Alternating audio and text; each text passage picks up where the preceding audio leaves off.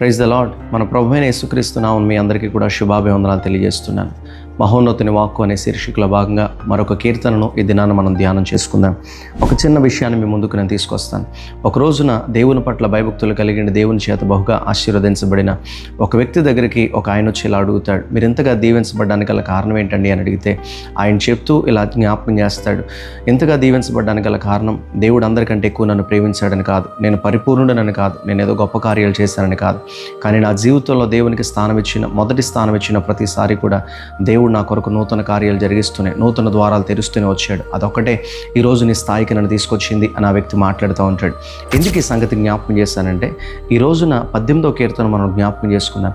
18వ కీర్తన దావీదు రాస్తూ ఉన్నాడు. దావీదు ఆ కీర్తన రాస్తున్నప్పుడు మనకి జ్ఞాపకం వచ్చే విషయం కూడా అదే. దావీదు దేవుని కొరకు, దేవునికి స్థానం ఇచ్చిన ప్రతిసారి కూడా దావీదు కొరకు దేవుడు నూతనమైన ద్వారాలు తెరుస్తూనే వచ్చాడు. నూతనమైన కార్యాలు దావీదు కొరకు దేవుడు జరిగిస్తూనే వచ్చాడు. ఈ కీర్తన శత్రువులందరి చేతిలోంచి కూడా దేవుడు విడిపించిన తర్వాత, ఫిలిస్తీన్ల చేతిలో నుండి, సౌలు చేతిలో నుండి, ప్రతి పరిస్థితి నుండి దావీదును దేవుడు విడిపించిన తర్వాత కృతజ్ఞతాపూర్వకంగా రాస్తున్నాడు. అయితే ఈ కీర్తనలో అనేక సంగతులు చెప్తూ ఉంటాడు. కొన్ని విషయాలు మనం ఆలోచించగలిగితే, ప్రతి పరిస్థితి నుండి బయటకు వచ్చిన తర్వాత నాకెంత బలం ఉంది, నాకెంత శక్తి ఉంది, నా సైనికులు ఇలాంటి వారు, నా వెనక పోరాడిన వాళ్ళు ఇలాంటి వాళ్ళు, వాళ్ళందరూ కూడా ప్రయాసపడ్డారు కనుకనే నేను బలపడ్డాను, కనుకనే నేను ధైర్యంగా నిలబడ్డాను, కనుకనే దేవుడు నన్ను విడిపించాడు అని ప్రారంభించట్లే. అతని ప్రారంభం గమనించగలిగితే ఇలా ప్రారంభిస్తాడు, యెహోవా నా శైలము, నా కోట, నన్ను రక్షించువాడు, నా కేడెము, నా రక్షణ శృంగము, నా ఉన్నత దుర్గమని దేవుణ్ణి స్తుతిస్తూ ఆయనను బలముగా చేసుకున్నవాడై ఉన్నప్పుడు ఆ కీర్తన రాస్తూ ఉన్నాడు. సో ఈ కీర్తనలో దావీదు 4 విషయాలు ప్రాముఖ్యంగా చెప్తాడు. దేవుడే నాకు బలమై ఉన్నాడు, ఆయన బలాన్ని బట్టే ఈ రోజున నేను ఇలా నిలబడగలిగానని ప్రభువును స్తుతిస్తూ ప్రారంభిస్తూ దావీదును దేవుడు విడిపించి ఉన్నతంగా హెచ్చించడానికి గల ప్రాముఖ్యమైన 4 కారణాలను జ్ఞాపకం చేస్తాడు. మొదటిది ఏంటయ్యానంటే, మొదటి 18 వచనాలు కూడా, 18 చరణాలు కూడా మనం చదవగలిగినప్పుడు దావీదు ఒక ప్రాముఖ్యమైన విషయాన్ని చెప్తాడు. అది 6వ వచనంలో మనకు అర్థమవుతుంది. నేను శ్రమలో యెహోవాకు మొరపెట్టి తిని, నా దేవునికి ప్రార్థన చేసి తిని అని మాట్లాడతాడు. ఎన్నో ఇబ్బందికరమైన పరిస్థితులు గుండా వచ్చినప్పుడు దావీదు తన సైనికులను ఆశ్రయించో, తన బలాన్ని ఆశ్రయించో, తన ఆయుధాలను ఆశ్రయించో మాట్లాడలే. నాకు శ్రమ కలిగిన ప్రతిసారి, నేను ఇబ్బంది పడుతున్న ప్రతిసారి కూడా నా దేవుని సన్నిధిలో నేను మొరపెట్టినప్పుడల్లా దేవుడు నాకు ప్రత్యుత్తరం ఇచ్చి నా జీవితంలో కార్యాన్ని జరిగించాడు అని అంటాడు. మన జీవితాల్లో దేవుడు మేలు చేయాలి, దీవించాలి అని అంటే మొట్టమొదటి కారణం ఏంటి, మొట్టమొదటి రహస్యం ఏంటి అని దావీదు మాట్లాడతాడంటే ప్రార్థన. ఈ మాట ఎందుకు జ్ఞాపకం చేస్తానంటే, నువ్వు ఈరోజు ప్రార్థన చేసినప్పుడు ఒక్కసారిగా నీ పరిస్థితులన్నీ మారిపోవచ్చు, కానీ ఖచ్చితంగా నేను చెప్తాను, నువ్వు ప్రార్థన చేసినప్పుడు నీ ప్రార్థన దేవుణ్ణి కదిలిస్తుంది. అలా కిందకి మనం చదివితే 7వ చరణం 8వ చరణం మాట్లాడతాడు, భూమి కంపించి అదిరింది, పర్వతముల పునాదులు వణికాయి, ఆయన నాసికారంధ్రములను పొగ పుట్టుకొచ్చింది అని మాట్లాడతాడు. దావీదు ప్రార్థన దేవుణ్ణి కదిలించింది. అలా కదిలించినప్పుడు దేవుడు గొప్ప కార్యాలు దావీదు జీవితంలో చేయడం మొదలుపెట్టాడు. అతడు విజయం పొందిన తర్వాత, ఉన్నతమైన స్థాయికి వెళ్ళిన తర్వాత మాట్లాడుతున్నాడు, నా విజయానికి కారణం నేను దేవుని సన్నిధిలో మొరపెట్టడం అనే సంగతిని జ్ఞాపకం చేస్తాడు. హిజ్కియా జీవితంలో కూడా మనం చూడగలిగిన విషయం అదే. సన్హెరీబ్ వచ్చి హిజ్కియాను తన సైనికులందరినీ కూడా చుట్టుముట్టేసి బెదిరిస్తూ ఉన్నప్పుడు హిజ్కియా చేసిన పని ఒకటే, అతడు దేవుని సముఖంలోనికి వెళ్ళి ప్రార్థన చేస్తున్నాడు. ఆ ప్రార్థన దేవుని దూతను కిందకి తీసుకొచ్చింది. ఆ ప్రార్థన దేవుని సన్నిధిని అతడు అనుభవించగలిగినట్లుగా చేసింది. ఆ ఉదయానికి 180,000 మంది చనిపోయి పడినట్లుగా మనం యెషయా గ్రంథం 37 అధ్యాయం 38 అధ్యాయం ఈ అధ్యాయాలను మనం గమనించగలుగుతాం. ఈ సంగతి నేను జ్ఞాపకం చేస్తూ చెప్తున్న మాట ఒకటే, నీ పరిస్థితులన్నిటినీ కూడా మార్చగలిగింది ప్రార్థన. మొదటి 18 చరణాల్లో కూడా దావీదు అదే జ్ఞాపకం చేస్తాడు. అయితే 19వ చరణం నుంచి మనం కిందకు ఆలోచించుకుంటూ 27వ చరణం వరకు వెళ్ళగలిగితే 2వ కారణాన్ని చెప్తాడు. మొదటిది ప్రార్థన అయితే, రెండవది దావీదు అంతగా దీవించబడ్డానికి, దేవుడు అతన్ని విడిపించడానికి 2వ కారణం దావీదు చూపించిన విధేయత. 19వ వచనం నుంచి 27వ వచనం వరకు మనం జాగ్రత్తగా చదవగలిగినప్పుడు కేవలం ప్రార్థన చేయడం మాత్రమే కాదు, దావీదు విధేయత దేవునికి చూపించాడు. అతడు విధేయత చూపించి దేవునికి ఇష్టకరమైన జీవితాన్ని జీవించాడు. కొన్ని మాటలు మీకు జ్ఞాపకం చేస్తాను. 19 నుంచి 27 వరకు చదువుకుంటే దావీదు యొక్క వ్యక్తిగత జీవితం ఎలా ఉందో, అతని ప్రవర్తన ఎలా ఉందో చెప్తాడు. 19వ వచనంలో అంటాడు, నేను ఆయనకి ఇష్టడును అని అంటాడు. 20వ వచనంలో నా నీతిని బట్టి నాకు ప్రతిఫలం ఇచ్చాడు. 20వ వచనంలో నేను నిర్దోషిగా ఉన్నాను అని అంటాడు. 21లో మాట్లాడతాడు, నేను నా యెహోవా మార్గమును అనుసరిస్తున్నాను అంటాడు. తర్వాత నేను నా దేవుడిని ఎప్పుడు విడిచిపెట్టలేదనే మాట మాట్లాడతాడు. ఆయన కట్టడలన్నీ నేను ఎప్పుడు అనుసరించాను అంటాడు. నేను ఎప్పుడు కూడా దోషము చేసిన వాడిని కాదు, నేను జాగ్రత్తగా నా పవిత్రతను కాపాడుకున్నవాడిని అని జ్ఞాపకం చేస్తాడు. ఎప్పుడు కూడా దేవుని వాక్యాన్ని మీరి ప్రవర్తించలేదు, దేవుని వాక్యాన్ని అనుసరించి నడిచాడు, దేవునికి ఇష్టకరమైన జీవితాన్ని జీవించాడు. మిత్రమా, గుర్తుపెట్టుకో, నీ జీవితంలో జీవితంలో దీవెన పొందాలి అని నీకున్న ఆలోచన మంచిదే. అయితే నువ్వు దేవుని మాటకు విధేయత చూపించగలిగినప్పుడు మాత్రమే ఆ కార్యాలు నీ జీవితంలో నువ్వు అనుభవించగలుగుతావు. యోసేపు చేసిన పన్నదే.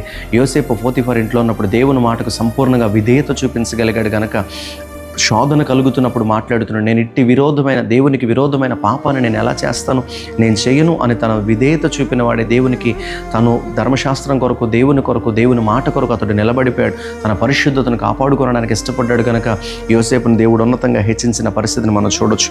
తర్వాత 18వ అధ్యాయం మనం జాగ్రత్తగా చదువుకుంటూ వెళితే 24వ వచనం నుంచి మనం కిందకి చదువుకుంటూ వెళ్ళగలిగినప్పుడు దావీదు మరొక మాట జ్ఞాపకం చేస్తాడు. 45వ వచనం వరకు అతడు దేవుని చేత హెచ్చించబడడానికి 3వ కారణం ఏంటి అని అంటే, అతడు దేవుణ్ణి ఆశ్రయించిన పరిస్థితిని మనం చూడొచ్చు. దేవుని రెక్కల నీడలో అతడు బ్రతుకుతున్న పరిస్థితిని మనం గమనించవచ్చు. అందుకే అంటాడు, ఆయన నా శైలముగా ఉన్నాడు, నాకు ఆశ్రయ దుర్గముగా ఆయన ఉన్నాడు, నేను ఆయన పాదాల దగ్గర ఉన్నాను, ఆయన నాకు దాగుచోటుగా ఉన్నాడు అనే సంగతులు ఈ కీర్తనలో మాట్లాడుతూ ఉంటాడు. ప్రియ దేవుని బిడ్డ, మరొక మాట, నువ్వు మనుషులను ఆశ్రయించినప్పుడు, డబ్బును ఆశ్రయించినప్పుడు, లేకపోతే రాజకీయ నాయకులను ఆశ్రయించినప్పుడు నువ్వు ఉన్నతమైన స్థితికి వెళ్ళి విడిపించబడలేవేమో, కానీ దేవుణ్ణి ఆశ్రయించగలిగినప్పుడు బైబిల్ ఇలా జ్ఞాపకం చేస్తోంది, నరులను ఆశ్రయించడం కంటే యెహోవాను ఆశ్రయించడం మేలని. సో కాబట్టి ఆయన ఆశ్రయించినప్పుడు నిశ్చయముగా దావీదు జీవితంలో దేవుడు కార్యాన్ని జరిగించినట్లుగా నా జీవితంలో కూడా చేయగలుగుతాడు. ఇక ఆఖరిగా దావీదు చేసిన 4వ పని 46వ చరణం నుండి ఆఖరి వరకు మనం చదువుతూ రాగలిగితే తాను కీర్తనను ఎలా ముగిస్తున్నాడో చూడండి. ఒకటి, విడిపించబడ్డానికి గల కారణం ప్రార్థన అన్నాడు. రెండవది, దేవుని పట్ల చూపించిన విధేయత అన్నాడు. మూడవది, ఆయన ఆశ్రయించాడు అనే మాట జ్ఞాపకం చేశాడు. ఆయన ఆశ్రయించిన ప్రతి ఒక్కరిని కూడా ఆయన విడిచిపెట్టకుండా భద్రపరుచుకునే దేవుడై ఉన్నాడు. అందుకనే రూతుకు విషయంలో కూడా బోయజ్ ఇలా మాట్లాడతాడు, నువ్వు దేవుని రెక్కల క్రింద ఉండడానికి నువ్వు వచ్చావు, దేవుని ఆశ్రయించి నువ్వు వచ్చావు గనక సంపూర్ణమైన బహుమానాన్ని దేవునికి ఇస్తాడని బోయజ్ మాట్లాడ మనం చూడొచ్చు. నిజమే, మోయాబును విడిచిపెట్టి రూతు దేవుని రెక్కల నీడలోనికి వచ్చింది కనుక, దేవుని ఆశ్రయించింది కనుక ఒక ఉన్నతమైన స్థానాన్ని దేవుడు ఇచ్చాడు. ఇక ఆఖరికి వచ్చేసరికి 46 నుంచి 50వ వచనం వరకు దావీదు దేవుణ్ణి స్తుతిస్తూ మాట్లాడుతూ ఉంటాడు. ఆయన జీవము కలిగిన వాడు, ఆయన స్తోత్రార్హుడు, బహుగా స్తుతి నొందదగిన వాడు, నువ్వు హెచ్చించేవాడవు, నువ్వు విడిపించేవాడవు, నువ్వు రక్షణ కలుగు చేయవాడవు, నువ్వు కనికరము చూపించేవాడు అని దేవుని స్తుతిస్తూ ఉంటాడు. చాలాసార్లు మన శ్రమల్లో, మన బాధల్లో మనం ఎప్పుడు శ్రమ కోసమే మాట్లాడతాం. మనుషులందరూ మనమే దయ చూపించాలని, నేను ఎంత కష్టపడ్డాను, నేను ఇలా పరిస్థితి, అలాంటి పరిస్థితి, ఇలాంటి పరిస్థితి అని నువ్వు మాట్లాడుతుంటామో, కానీ దావీదు జ్ఞాపకం చేస్తున్నాడు, తాను ఇబ్బందుల్లో ఉన్నప్పుడు, శ్రమలో ఉన్నప్పుడు తన పరిస్థితి కోసం మాట్లాడక దేవుని యొక్క ఔన్నత్యం కోసం ప్రభువును స్తుతిస్తూ మాట్లాడుతున్నాడు. ఈరోజు ఒక మాట జ్ఞాపకం చేస్తాను, నువ్వు ఏ పరిస్థితులు ఉన్నప్పటికీ నీ ప్రతి పరిస్థితిని బట్టి దేవుణ్ణి స్తుతించు. నువ్వు ఏ స్థితిలో ఉన్నప్పటికీ దేవుణ్ణి గణపరచు, దేవుణ్ణి ఆరాధించు. నువ్వున్న సిచ్యువేషన్ బట్టి కృంగిపోక, బలహీనపడక నువ్వు ప్రభువును స్తుతించగలిగినప్పుడు నువ్వున్న భయంకరమైన పరిస్థితుల్లోనే దేవుని కార్యాన్ని చూడగలుగుతావు.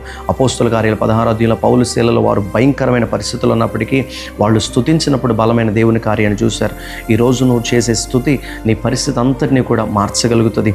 నువ్వు చేసే స్తుతి ఖచ్చితంగా దేవుణ్ణి నీ వద్దకు నడిపించి నీ జీవితంలో గొప్ప కార్యాలు జరిగించగలుగుతుంది. ఈ 4 విషయాలు, ఒకటి ప్రార్థన, రెండవది విధేయత, మూడవది దేవుని ఆశ్రయించిన పరిస్థితి, 4వది దావీదు చేసిన స్తుతి.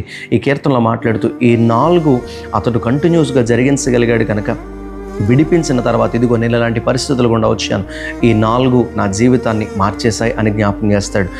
దేవుని పిల్లలుగా, విశ్వాసముగా ఈ 4 అత్యంత ప్రాముఖ్యమైనవి. ఈ రోజున ఒక మాట ఆలోచించు, ఈ 4 ఏ విషయంలో వెనకాడిపోయావు, ఏ విషయంలో దిగజారిపోతున్నావు, ఏ విషయంలో నువ్వు ఆగిపోతున్నావు, ప్రార్థించే విషయంలోనా, దేవునికి విధేయత చూపించే విషయంలోనా, ఆయన ఆశ్రయించుకున్న మనుషులను ఆశ్రయిస్తూ నువ్వు దిగజారిపోతున్న పరిస్థితికి వెళ్ళిపోతున్నావా, లేకపోతే స్తుతించే విషయంలో నువ్వు తక్కువైపోతున్నావా? లేదు బిడ్డ, ఈ 4 విషయాల్లో నువ్వు దేవునికి మరింత దగ్గర అవ్వగలిగినప్పుడు, ప్రార్థన ద్వారా, ఆయన వాక్యానికి విధేయత చూపించడం ద్వారా, ఆయన ఆశ్రయించడం ద్వారా, ప్రతినిత్యం ఆయన స్తుతించడం ద్వారా నువ్వు దేవునికి దగ్గర అవ్వగలిగినప్పుడు, దావీదు జీవితంలో దేవుడు జరిగించిన గొప్ప కార్యం కంటే ఈరోజు నీ జీవితంలో మరింత ఉన్నతమైన కార్యాన్ని జరిగించగలుగుతాడు.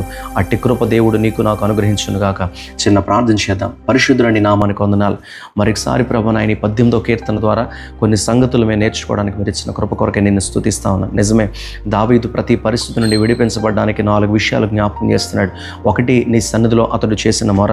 రెండవది, నీ వాక్యాన్ని మేరకుండా నీ కట్టడలలో అతడు జీవించిన జీవితం. మూడవది, నిన్ను ఆశ్రయించిన విధానం. 4వది ప్రభా, ప్రతినిత్యము నిన్ను స్తుతించిన పరిస్థితి. ఈ 4 ప్రభా, ఈ 4 విషయాల్లో మేము వెనుకాడిపోక మరింత ఎక్కువగా ప్రభా నాయన మేము ఉంటూ, మరింత ప్రార్థనలో గడుపుతూ నిన్ను స్తుతించే వారంగా ఉంటూ, నీ వాక్యానికి విధేయత చూపించే వారంగా మేము ఉండగలిగినప్పుడు నీ కార్యాలు జరిగించగలుగుతావు. మాట్లాడుతూ వచ్చావు నాయన. ఈ మాటలు వింటున్న ప్రతి బిడ్డ అటు రీతిగా ఉంటూ నీ కార్యాలు అనుభవించడానికి తగిన కృపను అనుగ్రహించి నడిపించమని ప్రార్థన చేస్తూ నీ చేతులుగా అప్పగిస్తూ యేసు పరిశుద్ధ నామమున అడుగుచున్నాం మా పరమ తండ్రి. ఆమేన్.